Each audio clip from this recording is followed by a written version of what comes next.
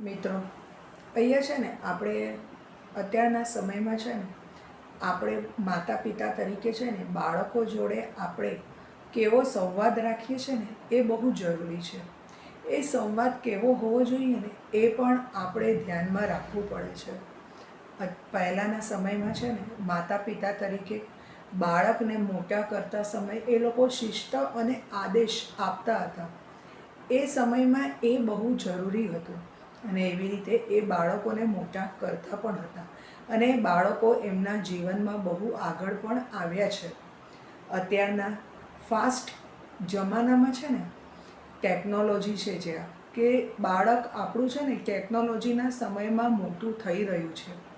એના હાથમાં મોબાઈલ છે. એને જે વસ્તુ જોઈતી હોય કે જે એને ગમતું હોય બાળપણમાં યુવાનીમાં આપણે એને તરત આપી દીધેલું છે. એ સમયમાં આપણું બાળક છે ને મોટું થઈ રહ્યું છે. તો આપણે પણ છે ને એ સમયમાં ધ્યાન રાખવા જેવું છે કે આપણે બાળક જોડે સંવાદ કેવો રાખવાનો છે. બાળક જોડે સંવાદ આપણે જો સુમેળભર્યો, મિત્રતાભર્યો, માર્ગદર્શક તરીકે આપણે જો રાખીએ છીએ ને તો ક્યાંક ને ક્યાંક એ છે ને બાળકોના ભવિષ્ય માટે એ એક ઘડવૈયા તરીકે આપણે ઉભરી આવીએ છીએ. પરંતુ ક્યાંક ને ક્યાંક આપણે જોયું છે કે ફક્ત ને ફક્ત જો શિસ્તતા અને આદેશ એ જ આગ્રહ જો આપણે રાખીએ છીએ ને બાળક માટે, તો ક્યાંક ને ક્યાંક બાળક પણ છે ને એના મનની વાતો, એના મનમાં ચાલતા વિચારોની માળાઓ કે એના જીવનમાં શું કરવા માંગે છે ને એ ક્યાંક ને ક્યાંક આ બધી વાતો છે ને આપણા જોડે એ શેર નથી કરતો. અને જ્યારે બે વ્યક્તિઓ વચ્ચેનો સંવાદ જ્યારે ઓછો થઈ જાય છે ને ત્યારે ક્યાંક ને ક્યાંક એમાં છે ને અંતર આવી જતું હોય છે. એટલે આપણે છે ને માતા પિતા તરીકે બાળકો જોડે આપણે અંતર નથી લાવવાનું, આપણે એ અંતર ઓછું કરવાનો પ્રયત્ન કરવાનો છે. એટલે એવું નથી કહેતી કે હું કે આપણે બધી જ વાતો આપણા બાળકોની આપણે માનવાની છે, પરંતુ આપણે આપણા બાળકોને આપણે એવી રીતે કેળવવાના છે કે આપણી વાત એમને સમજાય. અને જો વાત એમને સમજાશે ને તો ચોક્કસપણે બાળક આપણું કહેલું માને છે.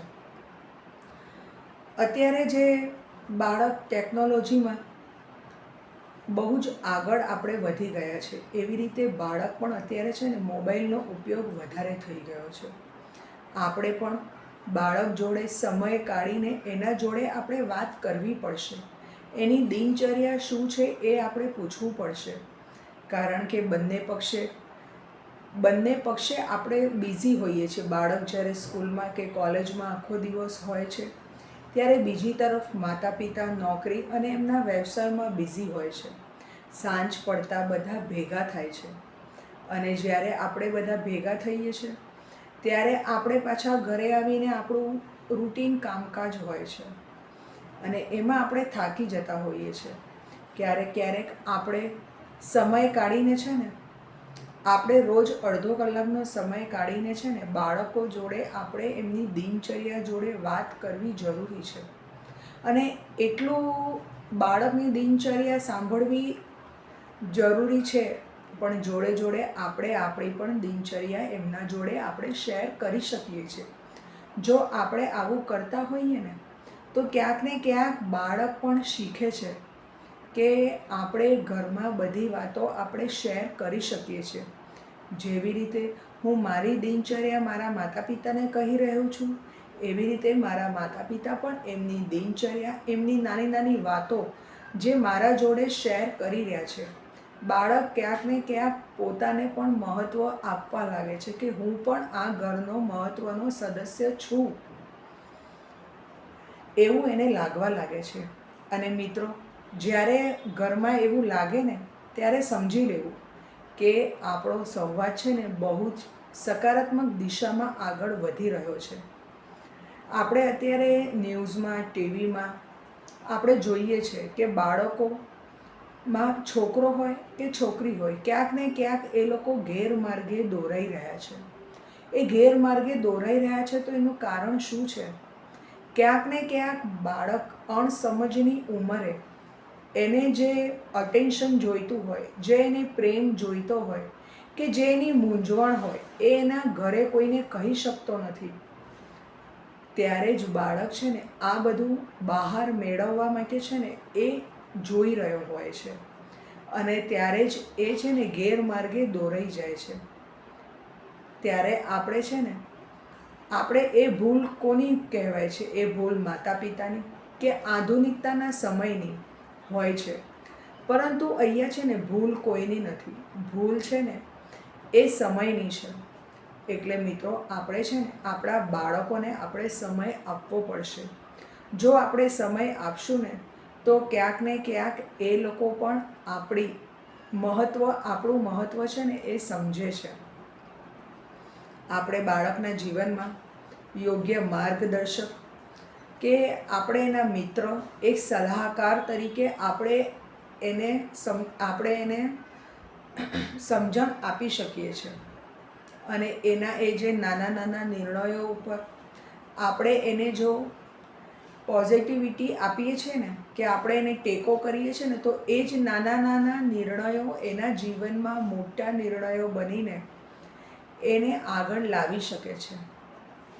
પરિસ્થિતિ ગમે તે હોય, પરંતુ પરિસ્થિતિ આપણે બદલી શકીએ છીએ, એ આપણે સમજવું છે ને બહુ જ જરૂરી છે.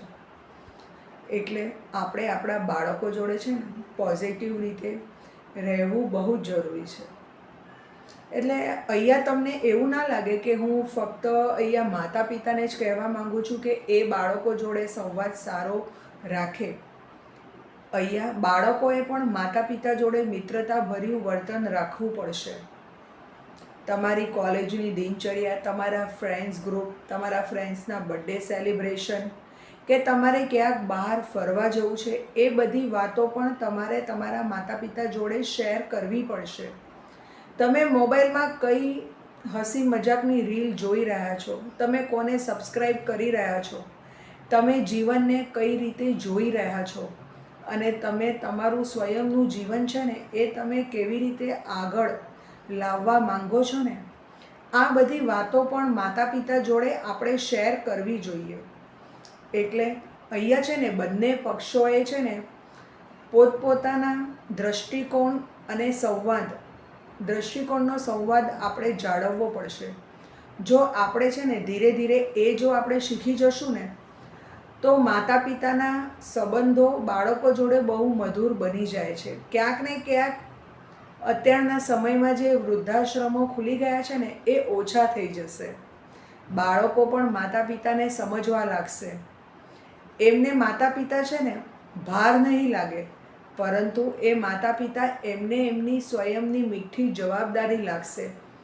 એમને એ અહેસાસ થશે કે જેમ મને મોટો કરવામાં મારા માતા પિતાને જે તકલીફો પડી હતી ને, એવી જ રીતે એમને મને સારી રીતે મોટો કર્યો છે કે હું મારા જીવનમાં હવે હું સારી રીતે જીવન નિર્વાહ કરી શકું છું.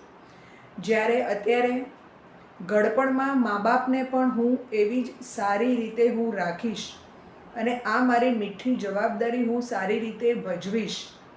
એ ક્યાંક ને ક્યાંક છે ને બાળક સમજે છે. એટલે મિત્રો આપણે છે ને સંવાદ સકારાત્મક રાખીએ ને, તો આપણા બંને પક્ષના જીવનમાં ખરેખર એ સકારાત્મક દિશામાં જઈને છે ને પરિણામ હંમેશા એ સારું જ લાવે છે.